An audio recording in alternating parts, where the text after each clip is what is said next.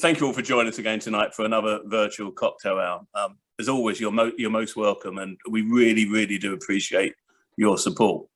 This amazingly is our 15th Zoom literary evening since we first locked down. And as we're now back with some actual stationers face-to-face events, like the excellent lunch we had on Monday at Plasterers Hall, and we're all beginning to get out and about again. Well, I hope we are. We're getting back to the office, we're seeing friends, and maybe even some of us are going to the pub. So we will again, from January, be organising the literary lunches in various London pubs, which was our original programme. And we will be publishing this programme within the next few weeks. So please keep on looking at www.stationers.org to see these events. If, however, there's a demand from our members for the occasional Zoom evening, this obviously will be considered as well, because I know some of you find it difficult to get to Stationers Hall and get to London, so we certainly will consider this. But both Peter and myself, we really are extremely grateful for the support you've given us in these evenings and the many kind words we've received. We hope that over the past 18 months, especially during the dark days of the various lockdowns, that we've made you feel proud to be part of the company and proud to be a stationer. Your support, which we've really appreciated. From book sales, we've raised about £4,000 for the Stationers Foundation. So thank you all very much. But anyway, back to tonight. Tonight, Peter will be chatting with two guests, namely Liveryman Benedict Richards and author John Hilary. Benedict has been heavily involved in John's really beautiful book, which we'll be talking about, From Refugees to Royalty. It's an excellent book, and it's just an amazing story, especially now as refugees are on the front page of our papers most days.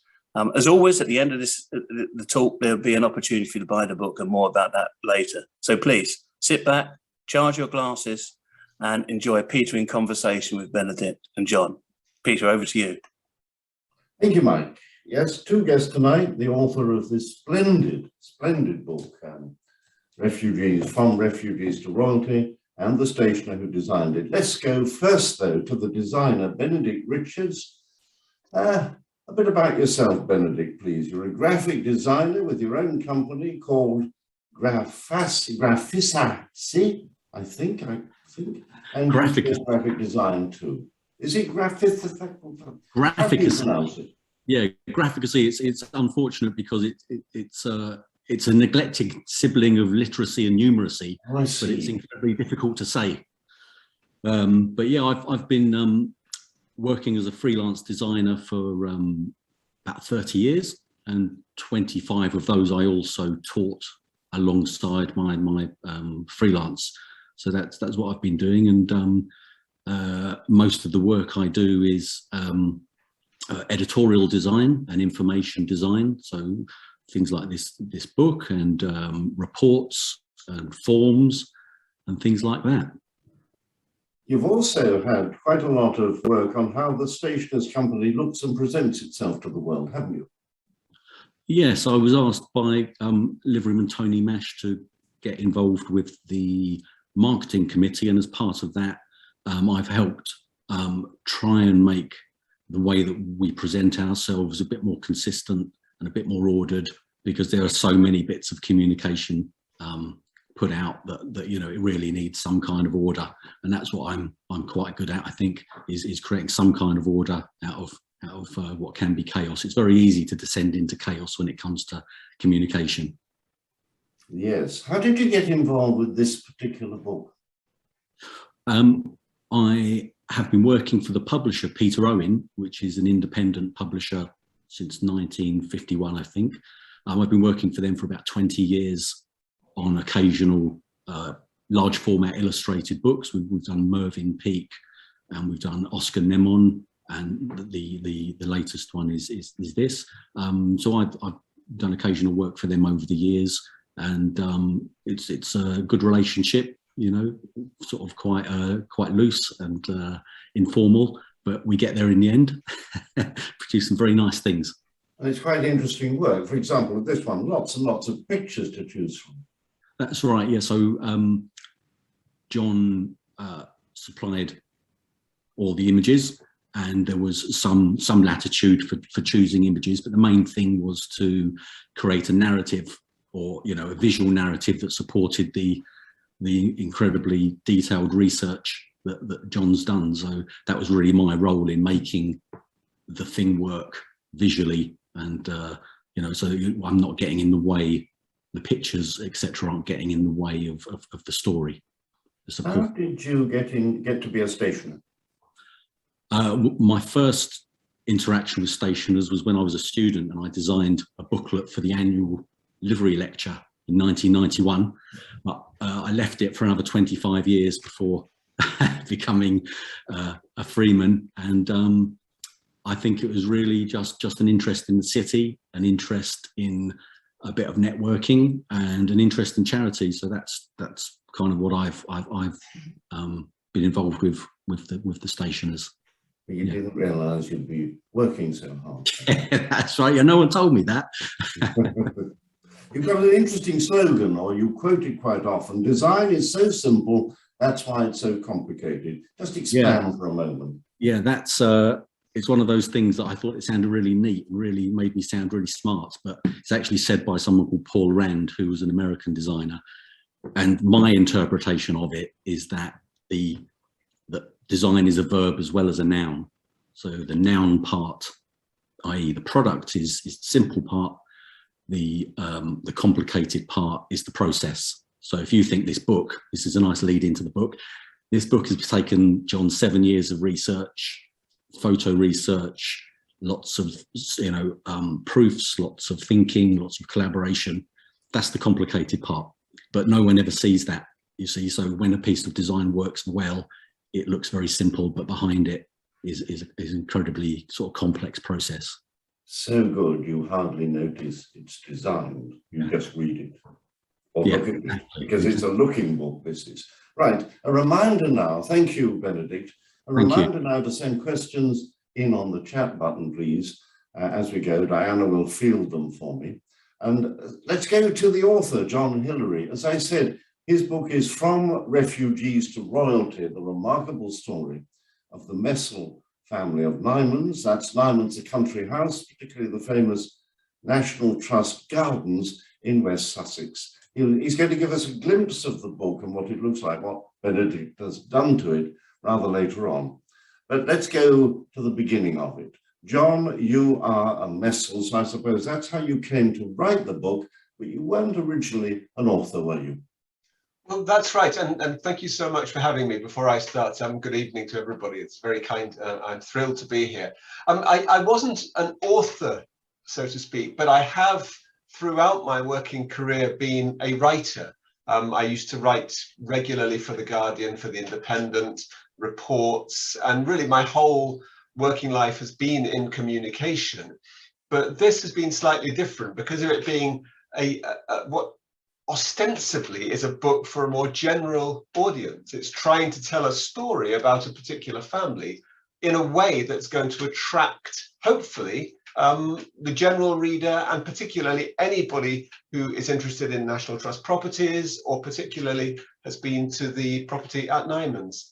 But you were doing stuff about trade, you headed an NGO for many, many years. So this is a bit of a change, isn't it? It is, although the same principles, I suppose, apply. You need to make the writing accessible, you need to write in a way which is going to attract the reader, and you need to distill a lot of information into a small space. So I suppose that's where my training has come in. Now, it's about the Messel family. We'll come to the whole family, which you're part of at the moment, in a moment, but it's also about the house, and particularly the Nymans Gardens in Sussex. Why is Nymans so special? Well, for people who visit it regularly, one of the great things about it is that it changes so much through the seasons. And in the last couple of years, I've had the privilege of going down almost every sort of month by month. And they just have these fantastic displays of flowers right from the beginning, with the crocuses and the snowdrops and the daffodils, through to these wonderful flowering trees like the magnolias, then a little bit later the camellias and the rhododendrons, through into the shrubs and the flowering, the borders there, and then right into the autumn as well. So it's got something for everyone at all parts of the year. But alongside that, it's also got this romantic ruin of a mock medieval house and all of the family history behind it. So really, it's a wonderful place to go back to again and again and again, because you find out so much more every time you visit. And for you, this was a story that simply had to be told. Yes, I mean, I hadn't really grown up knowing so much about the Messel family. It's my mother's side of the family, and we weren't really taken to Nymans much when we were growing up. But completely by chance, I was in Germany, and I knew that the Messel family had taken their name from a village in Germany called Messel. So I actually started. This is a story with an absolute beginning, isn't it? It really is. It really is. But for me, I sort of went to this village outside the town of Darmstadt. I just got on the bus from the town, got out in the middle of the village, didn't really know what I was going to do there, and went to this museum which they had, a small village museum. And the woman who was sitting on the desk, when I told her I'd come in search of my ancestors, she said to me, look, well, you must go and visit the local historian who lives 5 doors down the road. He'll definitely be interested. So I did go and see him. He was very friendly, invited me in, and he immediately unfurled this great sheath of papers, including the last will and testament of my 5 times great-grandfather. So I was a bit hooked from that moment. And this was a story, you want, of somebody, a family that was big in the village and then went on to be big in the city of London and in Britain as well. So it's this extraordinary line of endeavour.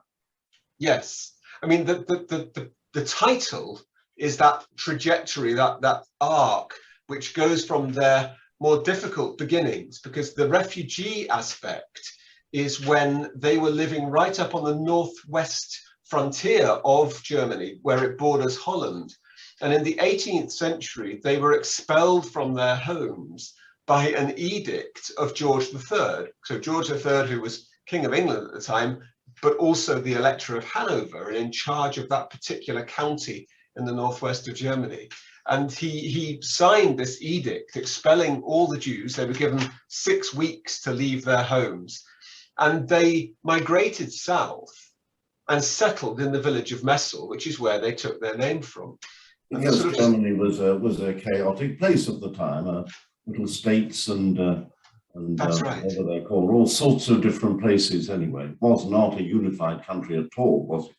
Not at all, not until 1871. And so what they were doing is leaving this county right up in the northwest and migrating to what was at that point Hessen, and it became the Grand Duchy of Hessen. And in there, they found a much more amenable, much more hospitable society, which was perfectly happy to have a Jewish family, because they were German Jews, and that's what had led to their expulsion. And they found a name. Yes, absolutely. And they prospered. You know, what was fascinating was to find out really what the situation was like for Jewish families living in the German states in the 18th century, when they were considered to be really almost a foreign population living cheek by jowl with their Christian neighbors.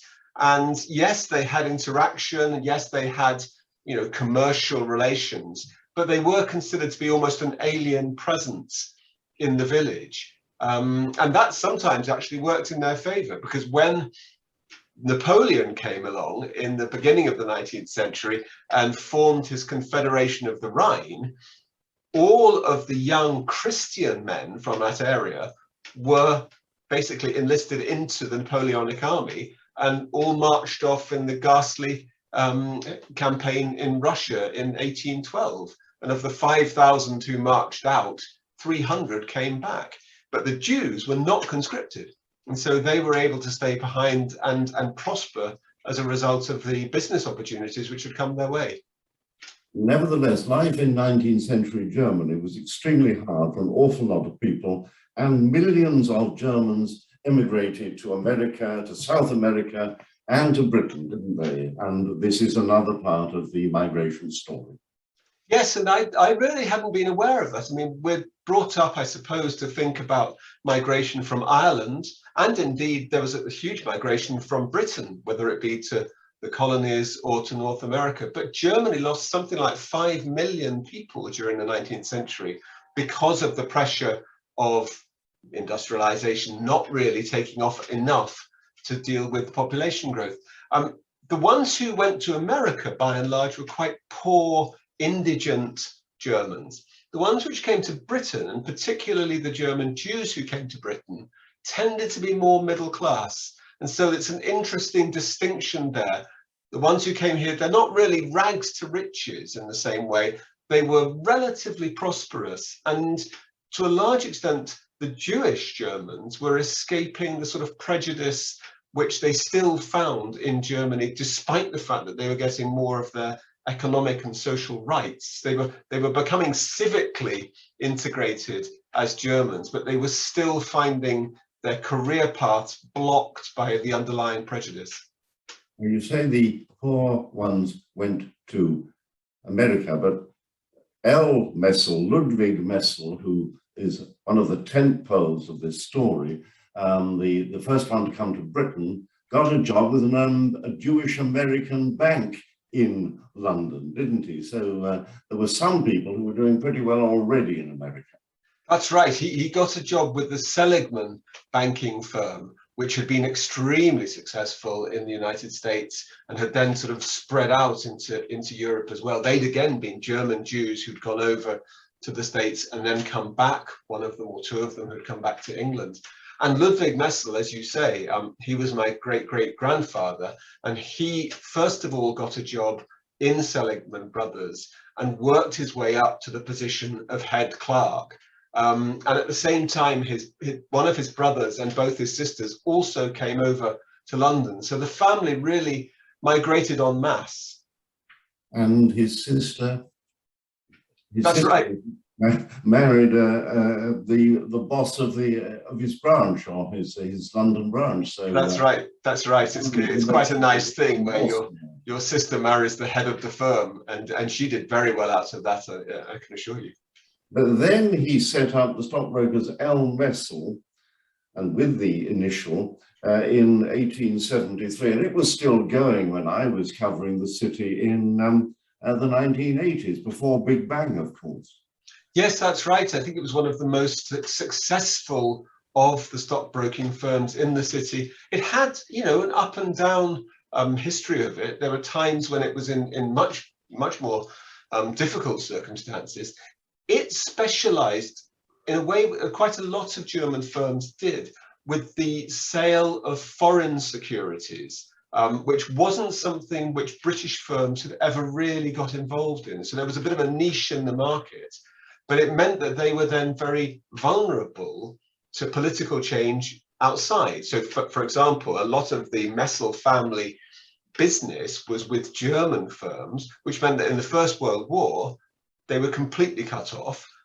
Another part of it was with Russian firms. So after the Bolshevik Revolution, all of that went by the board. So it was very much a sort of touch and go period, but they then managed to revive, were successful after the Second World War as well, and eventually were bought by Lehman Brothers in the 1980s. That's a real irony, because that's another American firm which did very well all over the place. That's right, until their demise. Ludwig became a big man in the city, one of those people called a grandee, didn't he? And the family really went up in the world. They became rich pretty quickly, actually, didn't they? That's right, they did. And actually, by the end of the 19th century, he was reputedly the richest man on the London Stock Exchange.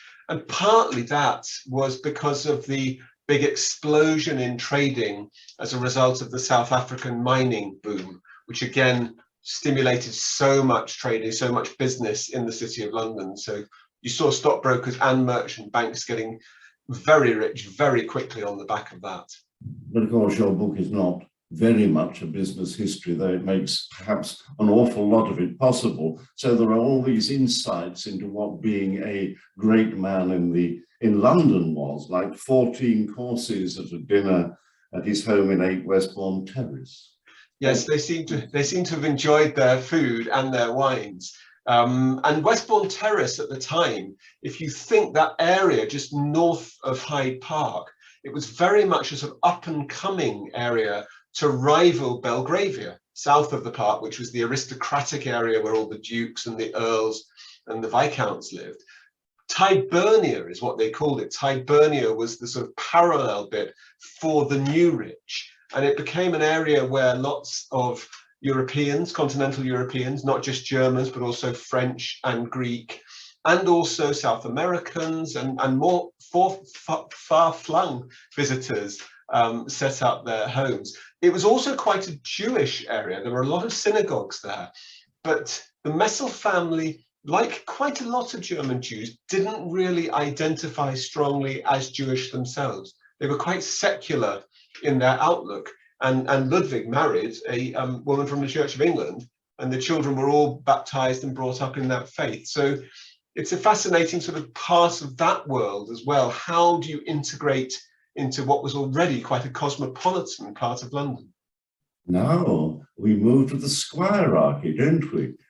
Because bring Nymans, the house and the gardens, into the story. It comes in about here because he's only 30 years in London, Ludwig, and here he is buying a mighty, well, no, a modest actually country retreat to start off with.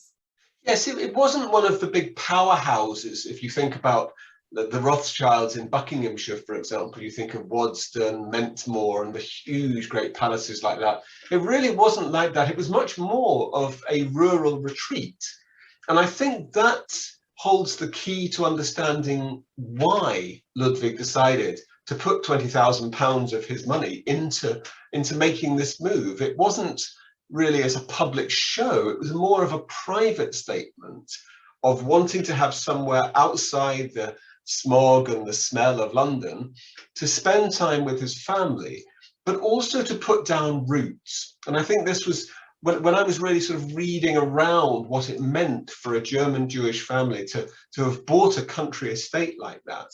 It was very much about sinking roots into your newly adopted homeland, saying we are here to stay and we can own property in a way that a lot of German Jews in the past in Germany weren't allowed to. So it was quite a statement in that respect. It was also a time when people with money were moving out deliberately from London for the country life, because clustering round Nymans were quite a lot of sort of rival garden people. Yes, that's right. I mean, and then it became, you know, as we know it even today, the stockbroker's belt. But the gardening stuff is fascinating because, again, here's a German Jewish family with Ludwig Messel himself speaking English with a pronounced German accent all his life. How did they fit in to what was at that point really quite a rural and quite a closed society? And traditionally, of course, the aristocracy would bind together through hunting, shooting and fishing, which isn't really going to be of great attraction to an urban German Jewish immigrant.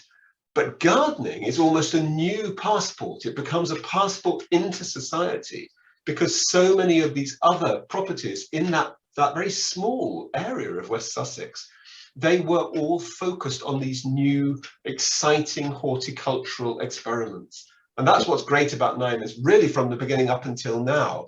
It's had that pioneering adventure spirit to it. It wasn't a Capability Brown sort of garden. It was a collection of gardens, and they were sort of animated, inspired, even caused by all those expeditions that were going out to bring plants back from all over the world to Britain, financed by people like him. Absolutely right. Yes, I mean, if you think of the sort of the grand landscapes of Capability Brown and the parks, it absolutely wasn't that at all. It was, as you say, to try to see what of these new seeds and new plants which have been brought back by the plant hunters to China, to Tasmania, to Tibet, and to Latin America, which ones of those could actually be cultivated, made to survive and thrive in British soil. And that again was one of the extraordinary advantages of Nymans. It had this unique microclimate, 500 feet above sea level, which seems to have allowed a lot of these exotic plants to thrive when they died off in other properties. And that meant it could become really a sort of well-known, internationally well-known garden. And you'd get visitors coming from all over the world simply because of this extraordinary flowering of exotic plants. A gardener's garden, you call it. Things like rhododendrons. Well, things like rhododendrons, I mean, they had so many species which they themselves developed, but really lots more exotic plants than that.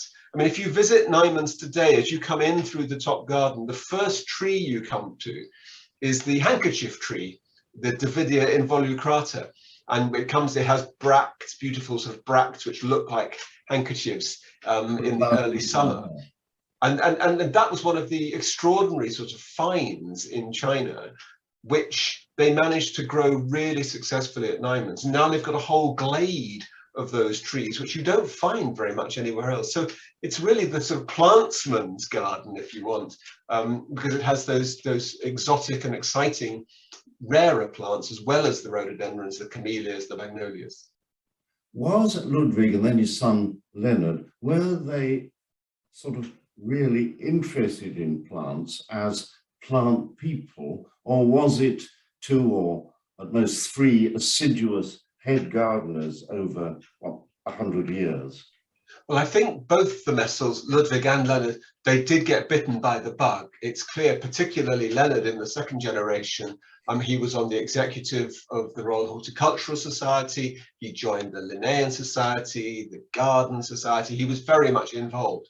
But you're absolutely right that the professional side of it was driven by these extraordinary head gardeners, starting with James Coomber, who was the first one. And he stayed at Nymans for 60 years and really, you know, formed the basis of the garden as a place of experimentation, of cultivation, of propagation, and an exciting place for new varieties to be tried out. So, yeah. Himself, because he can't have had that much experience when he arrived, can he? James Coomber himself?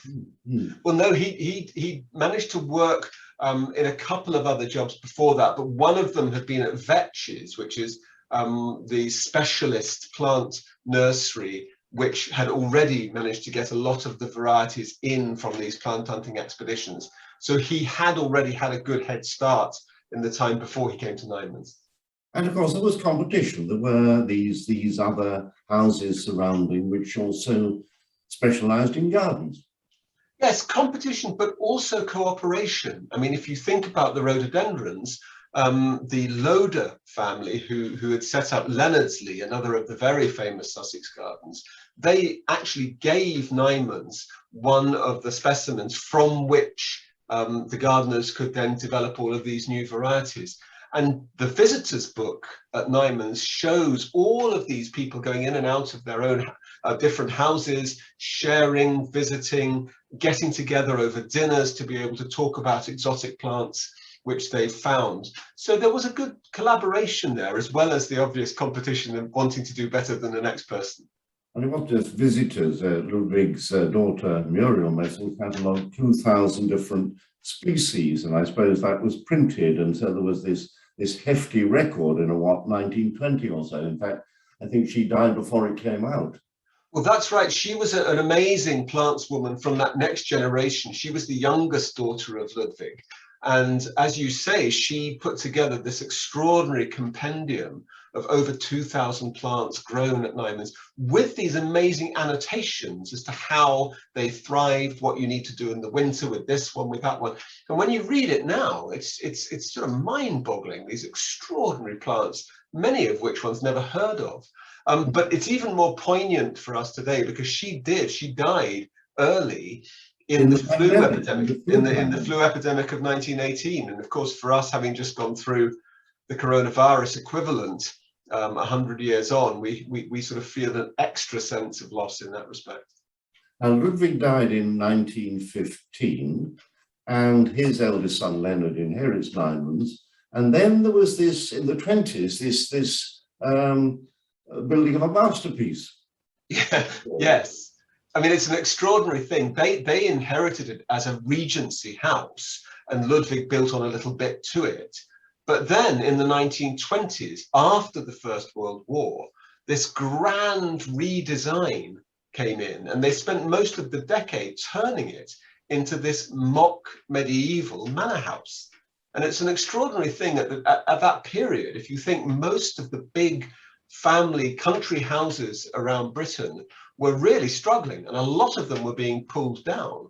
Well, what happened was that they took some of the masonry and the fireplaces and the doors and the ceilings and transported them wholesale to Nymans and built this extraordinary replica, this pastiche of a manor house, so that by the end of the 1920s, they were living in what absolutely looked like a 15th century manor house in Sussex, which was just newly built.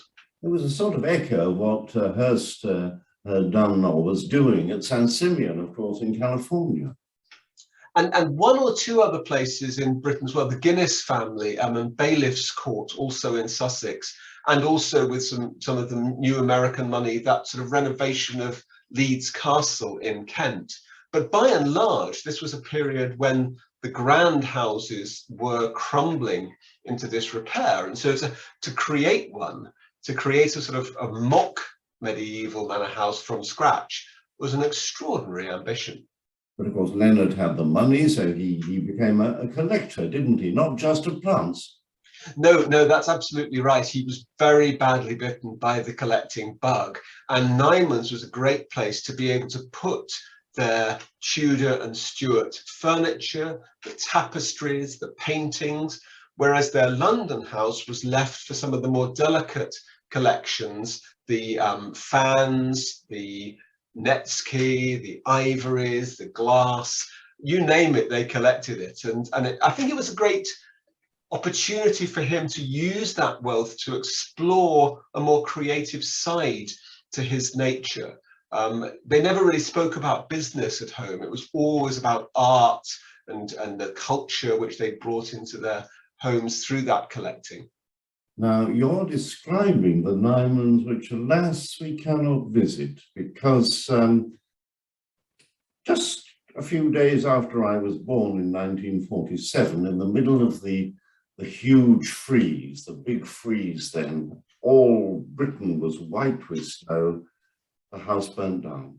That's right. And the freeze was actually part of the problem, because it was so cold in this manor house which they built that they were using a blowtorch to try to thaw some of the pipes which had frozen solid.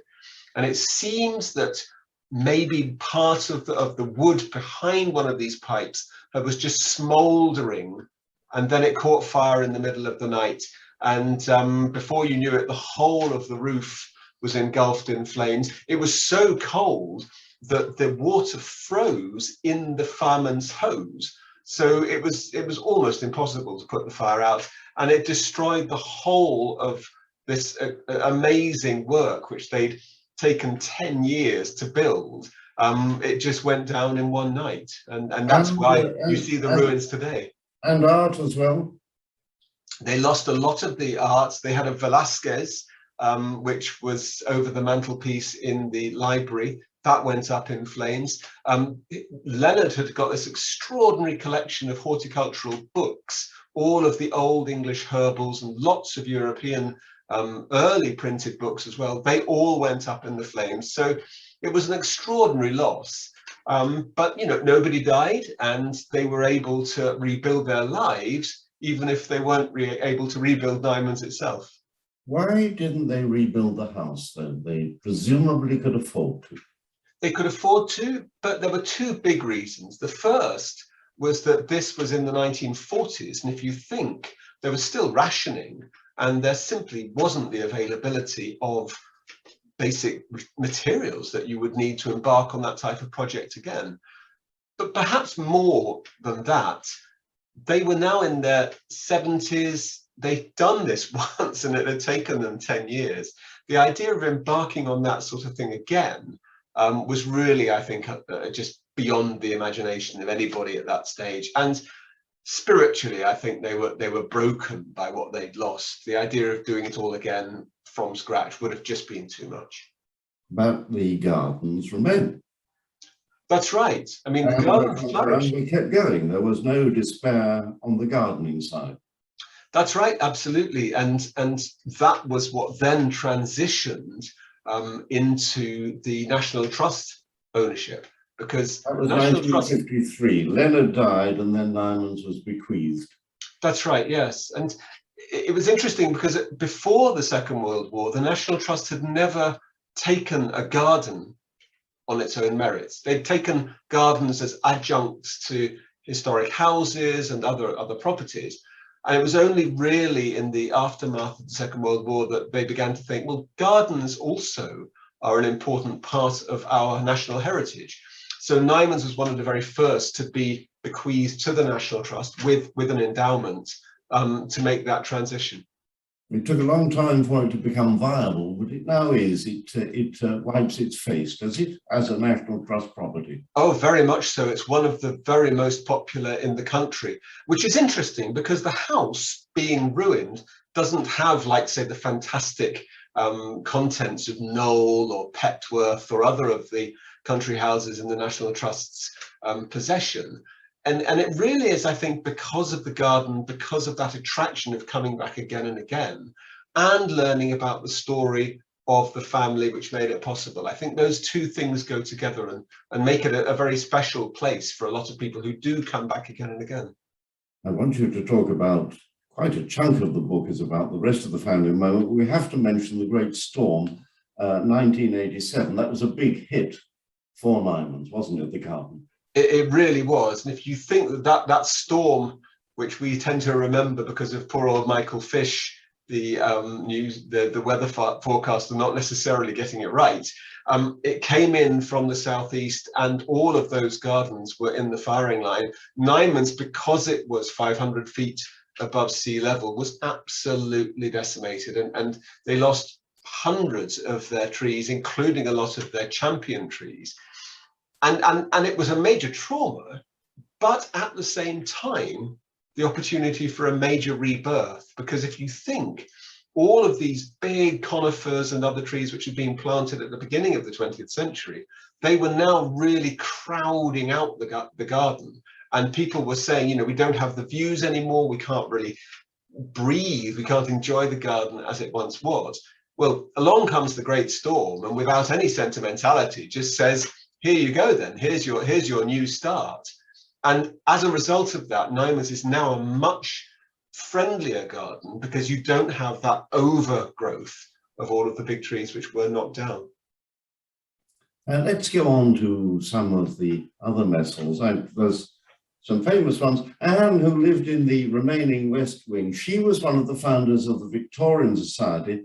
And last book we had was from David Meara, former rector of St. Bride's, who talked about how John Betjeman and Pevsner were at odds, but here at the Victorian Society, they were united in a purpose, and in fact they turned up at her wonderful house with the best champagne in London, didn't they? Yes, that's right. I mean, in 1957, Anne, the Countess of Ross, who was Anne Messel when she was born, she joined forces with John Betjeman in this idea of saving the Victorian century, because there was already the Georgian group, which was dedicated to the 18th century architecture and preserving that in Britain. The Victorian era had never really been seen with such fondness. It was looked down upon by a lot of the modern architects.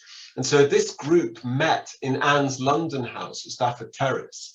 And they, together with Pevsner, Sir Kenneth Clarke, Asa Briggs, they formed the Victorian Society in order to preserve the Victorian century. And it was really one of another of the great contributions that Anne herself, as a Messel, made to this country, because the Victorian Society still exists today, and it still has this important role in defending Victorian architecture against its detractors.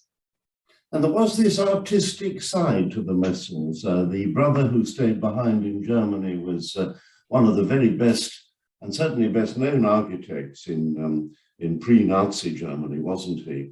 And then in Britain, another generation, we have Oliver Messel, the theatre designer, and of course the Dorchester as well. So tell us a bit about him.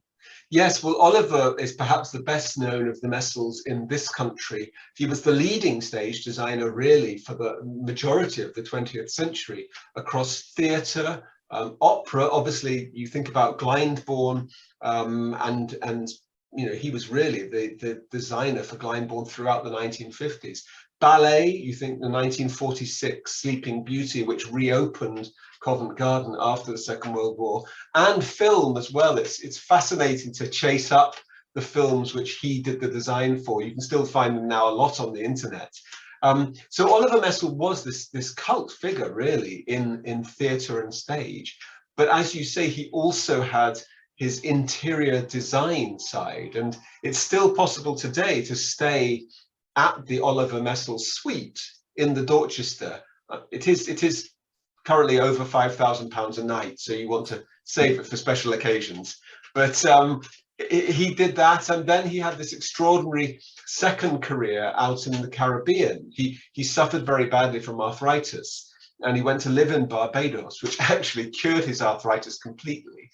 And he started building these amazing houses for people to enjoy the Caribbean lifestyle. And then, of course, famously on Mustique, with Colin Tennant and Lady Glenconner and all of that lot. So yeah, he had an extraordinary, charmed life, really. And knew absolutely everyone. And didn't Marlene Dietrich not do the washing up? She mopped the floor in his flat once. That's right. His visitor's book for his house in Kensington is something to behold. It really is. So he was very much a society figure throughout that period.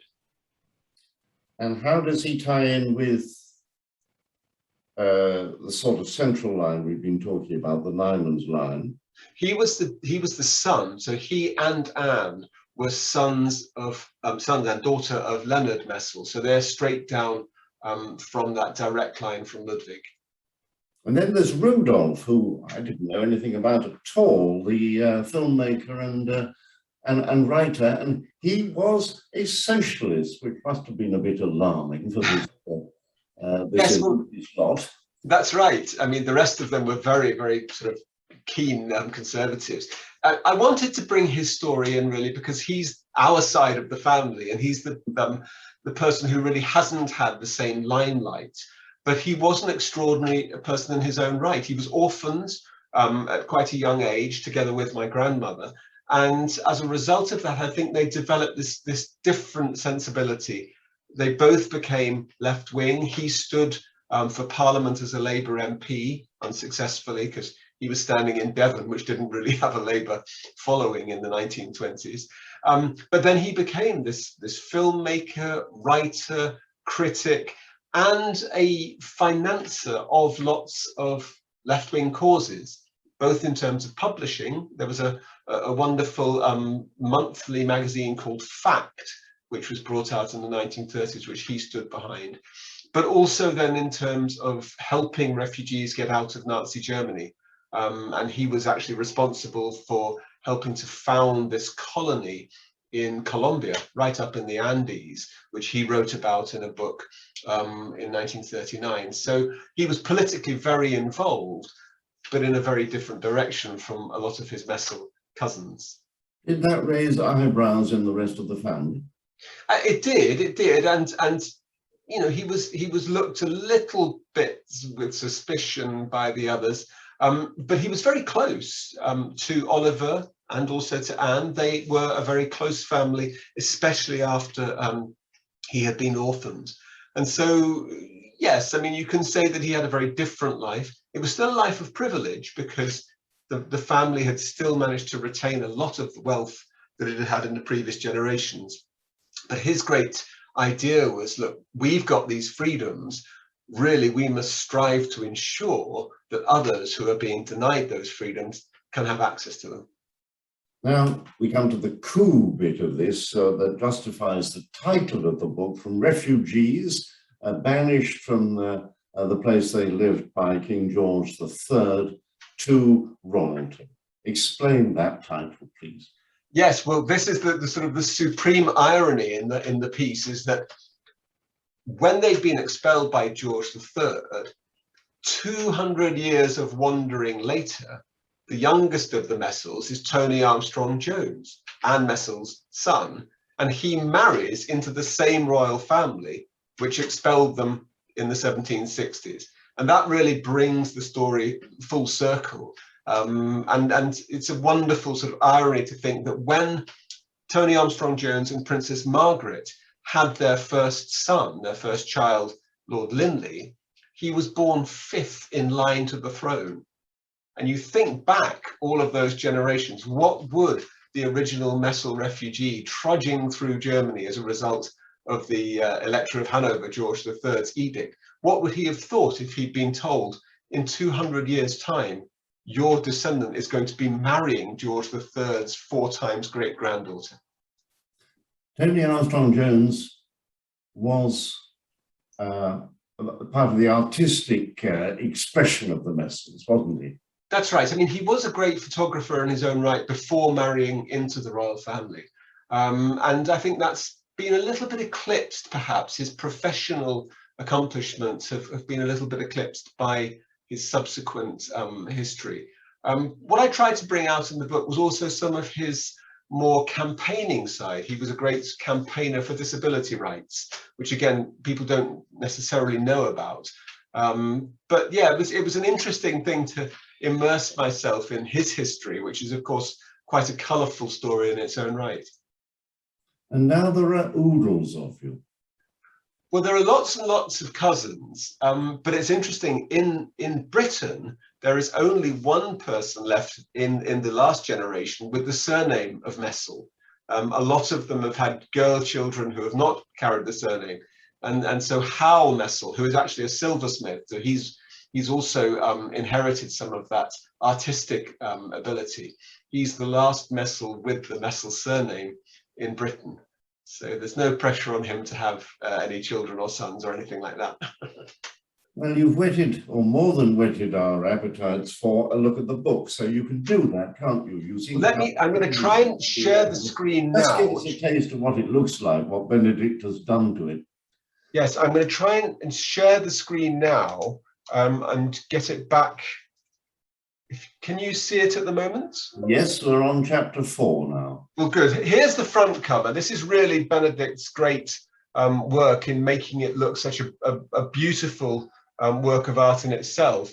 We had the ability to be able to have these very generous full-page spreads with an entire photograph on the chapter head on the left-hand side, which when you start the book, this very welcoming image, I think it really sort of sets the scene. Come in.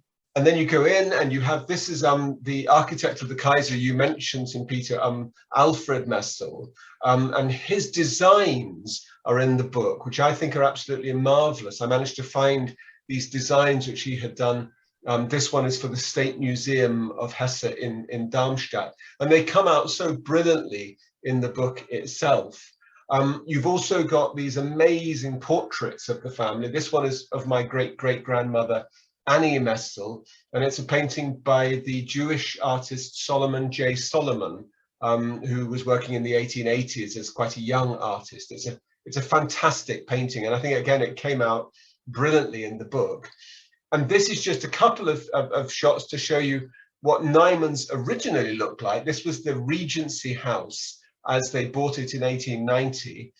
And this was the medieval manor house, which they turned it into in the 1920s, which of course we now know in its ruined state today. But two more little tiny vignettes I thought I would share with you before going over to... You're not in that picture, are you? Sorry? You're not in that picture, are you? No. Although obviously I would have loved to have had cousins like this myself when I was growing up. These are my mother's cousins one generation back. And I just thought pictures like this are absolutely priceless. That wonderful sense of going out to play as an Edwardian girl being forced to wear these extraordinary hats. You can see that certainly Charlotte on the left is less than pleased about having to keep herself clean and tidy in this extraordinary get-up. And then this final one, which I just thought was an extraordinary picture, again, telling the story almost in one shot. There you have Princess Margaret with Tony Armstrong-Jones, the Queen Mother on the right, and in Margaret's arms, David Linley, fifth in line to the throne from this family which was expelled by the British royal family 200 years before. So that's just a tiny taste of some of the inside of the book. We were really lucky. Benedict, as I mean, you've seen, he did an extraordinary job in terms of the design. The photographs that we had really came out wonderfully. So I was thrilled when I actually got the book in my hands. Well, it's good for the family. You think it's also going to sell to people who visit Nymans, I suppose? Yes, that's very much the idea, that as they've gone round and they've learned a little bit about the family, the book is waiting for them in the National Trust bookshop as they come to the end of their visit. So it's immigrants, it's a family, it's a house and gardens. A story unique to its time, isn't it? It's not going to happen like this again, is it? It certainly won't happen in this particular way again, but I think perhaps the universal theme, which is so important to tell again and again with each generation, is that here you have an immigrant family which were welcomed into our country, and they repaid that welcome so many times over. The contribution that they made in so many different fields is just testament to what the immigration has done to Britain, basically. You know, Britain is a country of immigrants. Each generation benefits from what the new ones will bring. So that story, I think, remains a constant. And you've got another book on the stocks. You're looking at that contribution in another form. That's right. I mean, some of the other German Jewish families who arrived at that time built up these astonishing collections of Renaissance and Dutch art, and they haven't really been studied in any way. So I'm currently indulging myself and going deeper into that side of things as well, hopefully with the prospect of another book to come.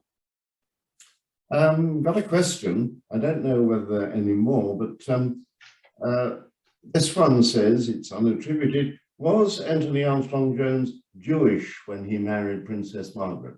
No, that's a very good point, and I should have perhaps made more reference to the fact.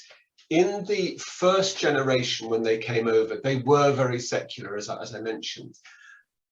In the second generation, the Messels became Church of England, and in fact, Leonard Messel was the church warden at the local parish church just next door to Nymans. So they've become a sort of mainstream C of E family very quickly. Tony Armstrong-Jones, therefore, was born into that, and therefore, you know, had no real Jewish identity to him. And what was interesting was that at the time of his marriage to Princess Margaret, nothing was made of his ethnic background at all. Everything was focused on the fact that he was a commoner. He was the first commoner to marry an English princess since the beginning of the 16th century. And I thought that was an interesting reflection on the fact that that was much more of a newsworthy issue for the journalists. The fact that he was German, marrying into the royal family, well, you know, we'll all be Germans together. They were both from German stock. But the Jewishness really wasn't much of an issue, and really didn't seem to appear anywhere in any of the press reports that I've looked at. You grew up being aware of this and knowing some of it.